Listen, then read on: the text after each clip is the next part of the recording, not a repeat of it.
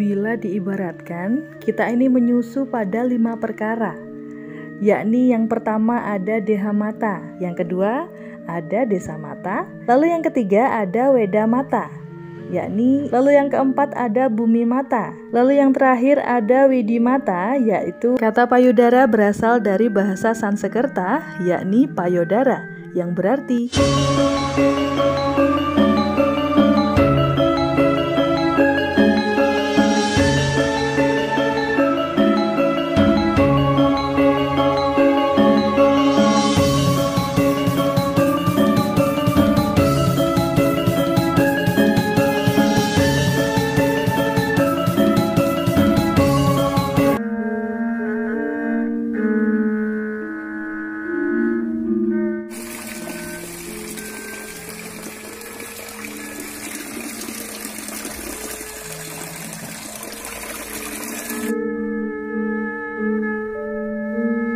di masa klasik Jawa, banyak kerajaan yang mewariskan arca wanita bertelanjang dada. Wujudnya adalah seorang dewi. Penggambaran bagian dada sangatlah kentara sekali karena dipercaya itulah lambang kesuburan yang sejati.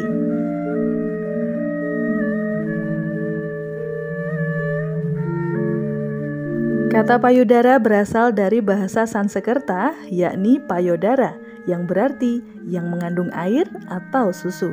Berbagai arca yang demikian banyak ditempatkan di candi-candi.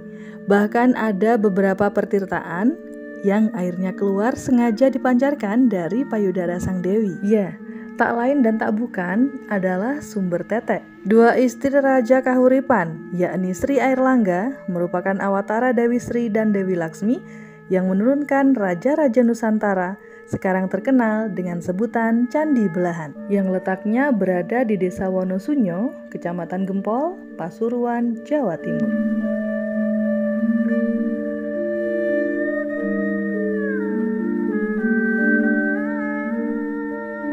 Ibarat menyusu pada sang ibu alam, Candi Sumber Tetek termasuk candi petirtaan. Terdapat 2 buah arca dewi yang mengeluarkan air pancuran dari payudaranya. Ada 2 fungsi dibangunnya candi ini. Yang pertama sebagai tempat pangruatan, melukat untuk di Bali guna melebur malapetaka, lara, roga, wigna. Yang kedua sebagai simbol kesuburan.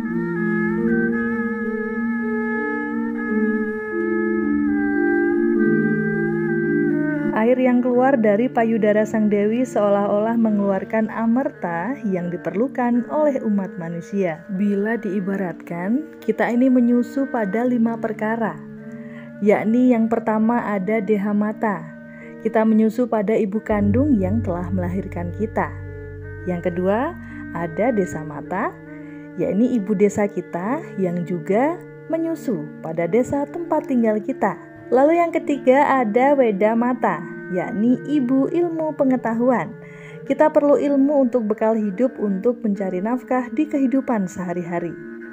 Lalu yang keempat ada bumi mata, ialah ibu alam semesta. Karena alam memberikan susunya berupa rezeki yang melimpah kepada kita.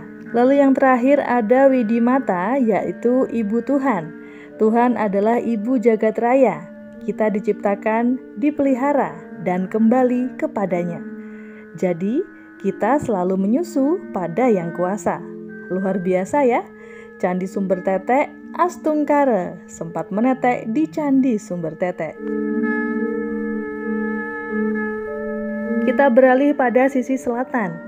Di atas petirtaan berdiri 1 konogram berwujud arca yang dapat ditafsirkan berangka tahun 931 Saka atau 1009 Masehi. Bila dikaitkan dengan angka tahun yang tertulis di kompleks pertirtaan Jolotundo, yakni pada 991 Masehi. Petirtaan Belahan diperkirakan dibangun pada masa pemerintahan raja yang sama. Kemungkinan ada Raja Dharmawangsa Teguh atau mungkin lebih awal lagi, yakni Empu Sindok.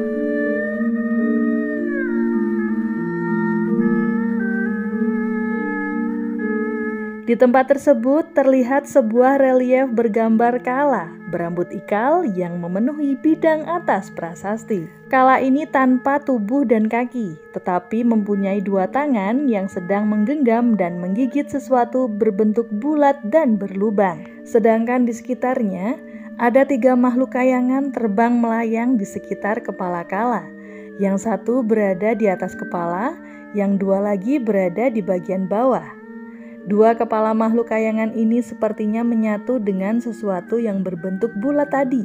Jadi sisi belakang, relief pada sisi ini kurang jelas. Mungkin bagian dari rambut Kala yang panjang menjulur hingga menghiasi sisi belakang Kala.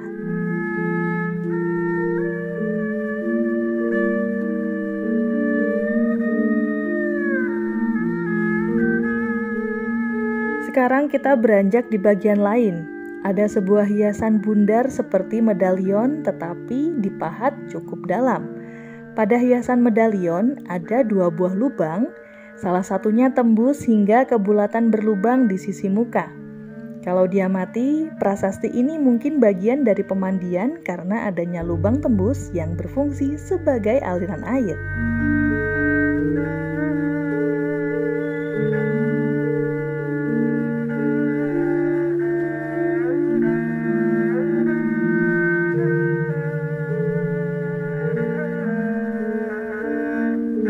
Jika dipikir-pikir kalau itu sebuah prasasti, apa makna dari relief tersebut ya? Relief itu merupakan sangkalan atau konogram ya? Ya, sangkalan merupakan salah satu cara untuk menyembunyikan maksud, yaitu angka disembunyikan dalam bentuk kata-kata. Sangkalan memiliki kemungkinan diformulasikan dalam bentuk gambar, relief, patung, atau ornamen. Rangkaian kata yang dimaksud selalu mengandung kata-kata yang memiliki nilai angka. Nilai angka tersebut ditata secara linear untuk mendapatkan angka tahun yang dikehendaki. Penataan kata-kata tersebut disusun secara terbalik dengan penataan angka tahun yang dimaksud. Contoh, sangkalan Mehmet antara lain terdapat di Keraton Yogyakarta dan Surakarta. Di Keraton Yogyakarta terdapat ornamen naga yang menghadap ke timur dan ke barat dengan ekor yang saling melilit. Ornamen tersebut diformulasikan dalam kalimat Dwi Naga Rasa Tunggal atau 2 naga yang berasa 1. Kata Dwi bernilai 2, naga bernilai 8, sedangkan rasa bernilai 6 dan tunggal bernilai 1. Dengan demikian, sangkalan tersebut menunjukkan angka tahun 1682.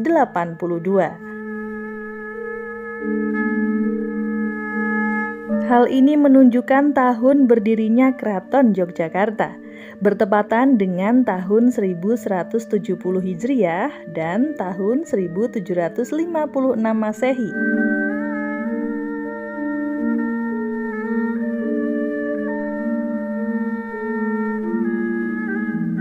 Oke, sekarang membahas tentang kunjungan Verbeek ke Candi Belahan yang tertulis dalam bukunya pada tahun 1891.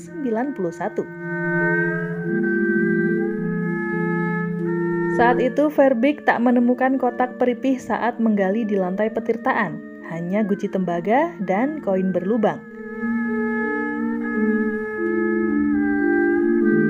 Ternyata selain Verbeek ada beberapa orang lagi yang berusaha menemukan kotak peripih ini di abad ke-19 dan semuanya nihil karena terlalu terfokus pada lantai petirtaan dan sekelilingnya. Lalu, bagaimana tentang penemuan kotak peripih Candi Belahan?